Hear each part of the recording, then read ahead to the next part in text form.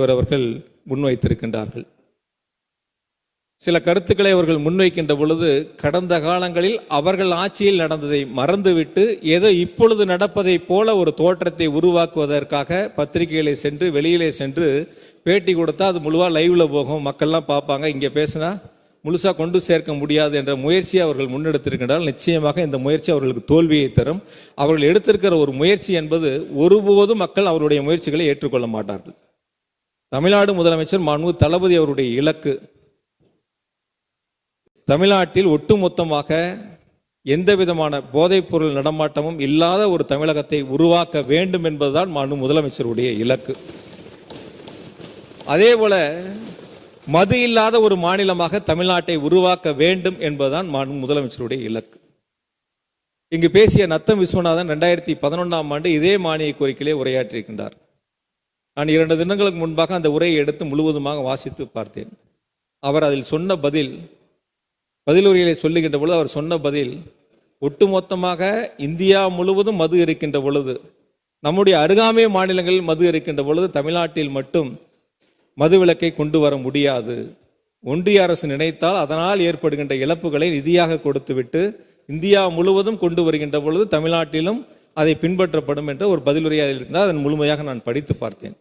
ஒரு அரசு எந்த அளவிற்கு அக்கறை கொண்டு, ஒரு முதலமைச்சர் மக்கள் மீது எந்த அளவிற்கு அக்கறை கொண்டு இதில் சிறப்பு கவனம் செலுத்துகிறார்கள் என்று சொன்னால், தமிழ்நாட்டில் இருக்கக்கூடிய பள்ளிகள், கல்லூரிகள், கோயில்கள், இப்படி பல்வேறு இடங்களில் இருக்கக்கூடிய கடைகளை உடனடியாக மூட வேண்டும் என்று உத்தரவிட்டு ஏறத்தாழ 103 கடைகள் தமிழ்நாட்டில் மூடப்பட்டிருக்கின்றன.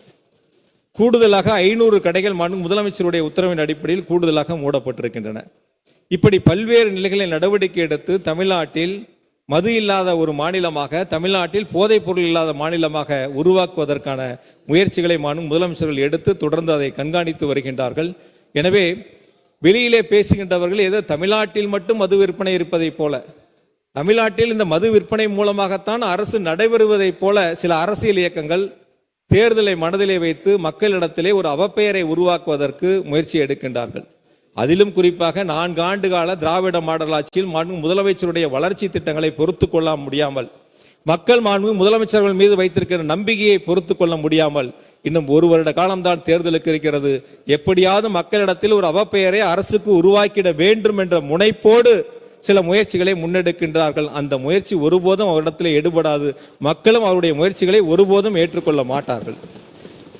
குறிப்பாக இங்கே இருக்கக்கூடிய சட்டமன்ற கட்சியினுடைய தலைவர்கள் உட்பட, இங்கே இருக்கக்கூடிய பத்திரிகையாளர் உட்பட நான் ஒரு கருத்தை முன்வைக்க விரும்புகின்றேன்.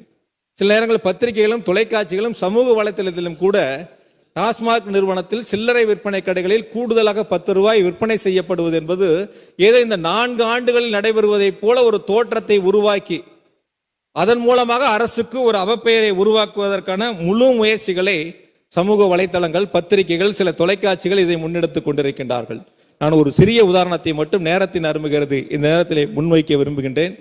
2016, 21 5 ஆண்டுகளில் கடந்த அதிமுக ஆட்சியில் கூடுதலாக 10 ரூபாய் கூடுதலாக வைத்து விற்பனை செய்து 10 ரூபாய்க்கு மேலும் கூடுதலாக வைத்து விற்பனை செய்யப்பட்ட வகையில் வழக்குகள் பதிவு செய்யப்பட்டது 15,405.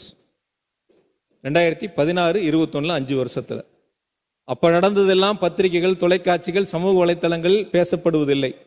இப்பொழுது ஏதோ இந்த 4 ஆண்டுகளில் நடவடிக்கை எடுக்கப்பட்டு அதன் மீது வழக்குகள் பதிவு செய்யப்பட்டு சில பணியாளர்கள் பணியிட மாற்றம் செய்யப்படுகிறார்கள், சிலவர் பணியை நீக்கம் செய்யப்படுகின்றார்கள். இது போன்ற நடவடிக்கைகளை அரசு தொடர்ந்து எடுத்து வருகின்றன.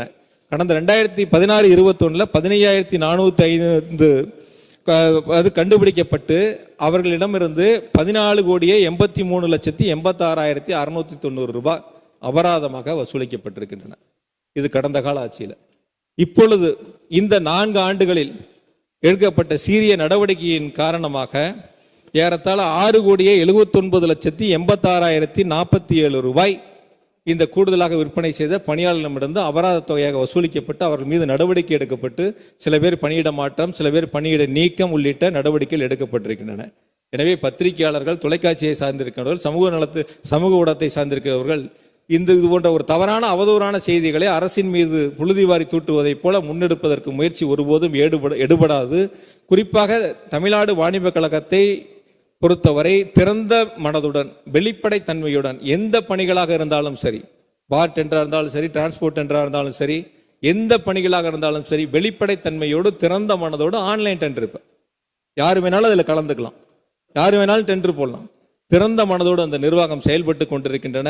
அந்த வகையில் ஒட்டுமொத்தமாக இந்தியா முழுவதும் மதுவிலக்கு என்ற நிலை வருகின்ற பொழுது தமிழ்நாட்டில் நிச்சயம் நம்முடைய திராவிட மாடல் ஆட்சியினுடைய நாயகர் முதலமைச்சர்கள் தமிழ்நாட்டிலும் அதை நடைமுறைப்படுத்துவார்கள். அது அரசு உறுதியாக இருக்கிறது என்பதை இந்த நேரத்தில் மாண்புமிகு பேரவைத் தலைவர்களாக பேரவைக்கு அன்போடு தெரிவித்துக் கொண்டு, இந்த கருத்தை வெளியில் போய் எதிர்க்கட்சி தலைவர் பேசியிருக்கார். இது போல கருத்துக்கள் 10 ரூபா கூடுதலாக விற்கிறாங்க, அதனால் இப்படிலாம் நடந்திருக்கு, இப்படிலாம் நடந்திருக்கு அப்படிங்கிற மாதிரி ஒரு அவதூறான கருத்துக்களை, ஒரு உண்மைக்கு புறமான கருத்துக்களை வெளியில் சென்று பேசுவதை அவர்கள் வாடிக்கையாக வைத்திருக்கின்றார்கள். எதிர்க்கட்சி தலைவர் இந்த செய்தியை பார்த்து கொண்டு அவர்கள் 5 ஆண்டு கால ஆட்சியில் எத்தனை வழக்குகள் பதிவு செய்யப்பட்டன, எவ்வளவு அபராதங்கள் வசூலிக்கப்பட்டது என்பதையும் அவர்கள் தெரிந்து கொண்டு அந்த கருத்துக்களை முன்வைக்க வேண்டும் என்று இந்த நேரத்திலே நான் பேரவை அன்போடு கேட்டுக்கொள்கின்றேன்.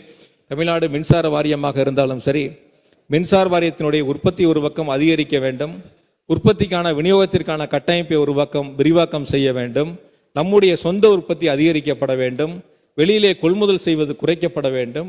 முதலமைச்சருடைய தெளிவான இலக்கு என்பது நம்முடைய தேவையில் 50 விழுக்காடு நம்முடைய சொந்த உற்பத்தியாக இருக்க வேண்டும். 50% நம்ம சொந்தமாக உற்பத்தி செய்யணும். அந்த 100 விழுக்காடு தேவையில் 50% புதுப்பிக்கத்தக்க எரிசக்தி ஆற்றலை கொண்டு நம்முடைய மின்சார தேவைகளை பூர்த்தி செய்ய வேண்டும் என்று இந்தியாவிலேயே முதல் மாநிலமாக